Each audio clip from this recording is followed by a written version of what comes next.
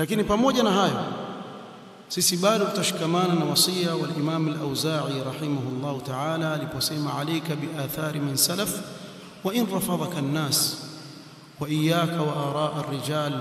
wa in zakhrafuhu laka bil qawl. Akatusia tushikamane na kuyafuata yale waliokuwa nayo salafu salih ridwanullahi ta'ala alayhim, wale wema waliotangulia, hata ikitokea watu wakakukataa katika hilo, lakini wewe ushikamane